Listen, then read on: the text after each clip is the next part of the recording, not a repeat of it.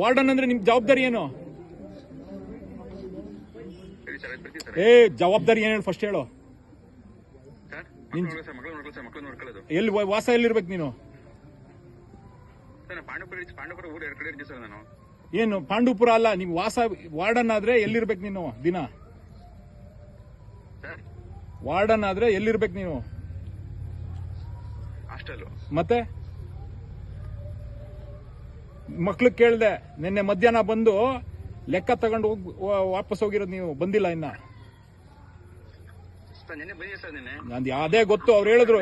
ಅಲ್ಲ ಬಂದಿದ್ರೆ ಬೆಳಗ್ಗೆ ಸಾಯಂಕಾಲ ಇಲ್ಲೇ ಇರ್ಬೇಕು ತಾನೆ ನೀವು.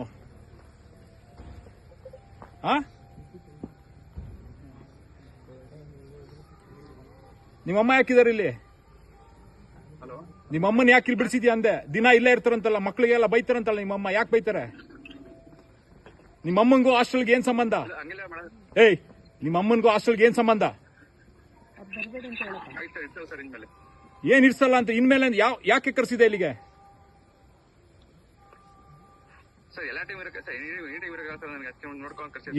ಅಲ್ಲ, ನಿಮ್ ಫ್ಯಾಮಿಲಿ ಬಿಸ್ನೆಸ್ ಮಾಡಕ್ಕ ನೀನು ಹಾಸ್ಟೆಲ್ಗೆ ಕೆಲಸ ತಗೊಂಡಿರೋದು? ಅವೆಲ್ಲ ಮಾತಾಡ್ಬೇಡ. ಇಲ್ಲಿ ಮಕ್ಕಳು ಎಲ್ಲ ಕರೆಕ್ಟ್ ಆಗಿ ಹೇಳ್ತಿದಾರೆ. ಇಲ್ಲಿ ನಿಮ್ಮಮ್ಮನೇ ಬೆಳಗ್ಗೆ ಸಾಯಂಕಾಲ ಇಲ್ಲಿರೋದು, ನೋಡ್ಕೊಳ್ಳೋದು. ನೀನೆಲ್ಲೋ ಬೇರೆ ಕಡೆ ಇನ್ನೊಂದ್ ಕಡೆ ಎಲ್ಲಿ ಕೆಲಸ ಮಾಡ್ತಿದ್ದೀರಿ? ಇನ್ನೊಂದ್ಸತಿ ವಾರ್ಡ್ ಹಾಸ್ಟೆಲ್ ಒಳಗಡೆ ಕೆಲಸ ಕಾಲ್ ಹಾಕ್ಬೇಡ ನೀನು, ಅರ್ಥ ಆಯ್ತಾ? ನಿಮ್ಮಮ್ಮ ಯಾರು ಇಲ್ಲಿ ಹಾಸ್ಟೆಲ್ ಒಳಗೆ ಕಾಲ್ ಹಾಕಿದ್ರೆ ಕಾಲ್ ಕತ್ತರಿಸ್ಬಿಡ್ತೀನಿ.